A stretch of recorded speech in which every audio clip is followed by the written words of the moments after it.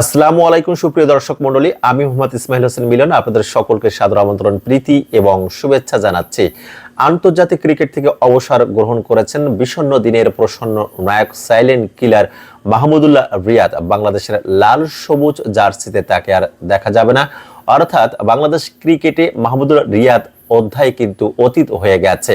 গতকাল রাতে এক ফেসবুক স্ট্যাটাসের মাধ্যমেই ওয়ানডে ক্রিকেট থেকে অবসর গ্রহণের ঘোষণা দিয়েছিলেন মাহমুদুল্লাহ রিয়াদ। তবে মাহমুদুল্লাহ রিয়াদ বেঁচে থাকবেন কোটি কোটি ক্রিকেট প্রেমিক প্রেমিকাদের হৃদয় মন্দিরে। মাহমুদুল্লাহ রিয়াদ তিনি থাকবেন পঞ্চ পাণ্ডবের পাতায়। মাহমুদুল্লাহ রিয়াদ থাকবেন 2015 সালের বিশ্বকাপে অ্যাডিলেড ও হ্যামিল্টনে ইংল্যান্ড ও নিউজিল্যান্ডের বিপক্ষে ব্যাক টু ব্যাক সেঞ্চুরিতে।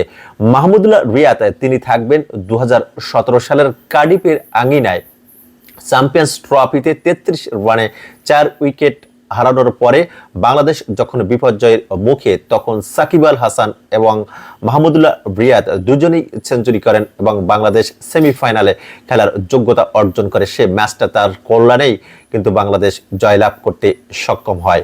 মাহমুদুল্লাহ রিয়াদ তিনি থাকবেন 2018 সালের নিধাস ট্রফির সেই ছক্কায়।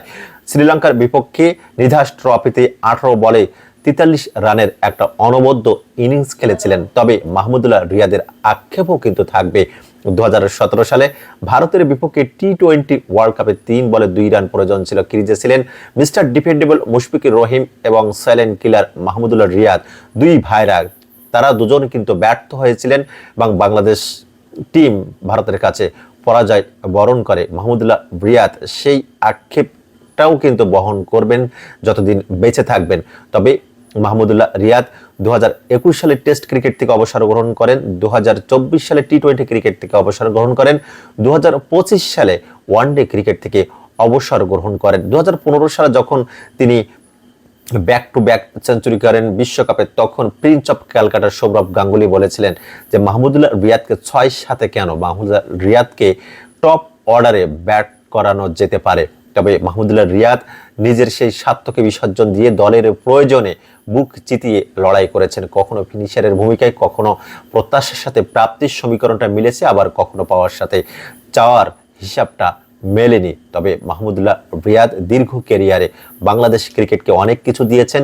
একজন কিংবদন্তির বিদায় হয়েছে। বাংলাদেশ ক্রিকেটের আরেকটি উজ্জ্বল নক্ষত্র কিন্তু খসে পড়ল। তবে মাহমুদুল্লাহ রিয়াদের আন্তর্জাতিক ক্যারিয়ারটা কেমন সেটি একটু আপনাদেরকে জানিয়ে দিতে চাই। সুপ্রিয় দর্শক মণ্ডলী, মাহমুদুল্লাহ রিয়াদ টেস্ট খেলেছেন 94টি, 2914 রান তিনি করেছেন, 150 তার সর্বোচ্চ, গড় 33.49, স্ট্রাইক রেট বলছে 53.40, শতক করেছেন 5টি, অর্ধ শতক করেছেন 16টি, উইকেট পেয়েছেন 43টি।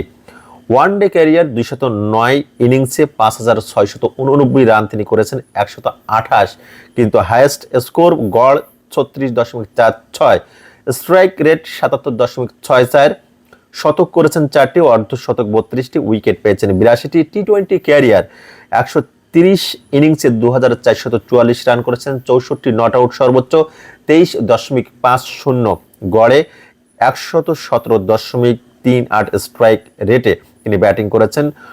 শতক নেই, অর্ধ শতক রয়েছে 8টি, উইকেট পেয়েছেন 41টি। তাহলে বুঝতেই পারছেন একজন শুধু ফিনিশার নয়, একজন সাইলেন্ট কিলার নয়, একজন অলরাউন্ডারের ভূমিকায় 7-8 ব্যাটিং তিনি করেছেন।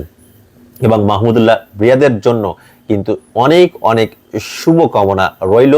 তবে আফসোসের বিষয়, বাংলাদেশের পঞ্চ পাণ্ডবের কেউই সুখকর বিদায় নিতে পারেনি মাঠ থেকে। এটি আমাদের ব্যর্থতা নাকি তাদের ব্যর্থতা সেটা কিন্তু সময় বলে দেবে। তবে বিদায়টা আরো সুন্দর হতো যদি তিনি মাঠ থেকে দর্শকদের গ্যালারি ভর্তি, দর্শকদের করতালি নিয়ে, অভিবাদন নিয়ে বিদায়টা গ্রহণ করতে পারতেন।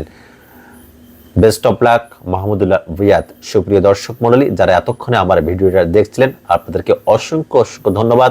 Thank you so much for being with us, thank you so much for watching this video. খুদা হাফেজ, ভালো থাকবেন, সুস্থ থাকবেন, বাই বাই।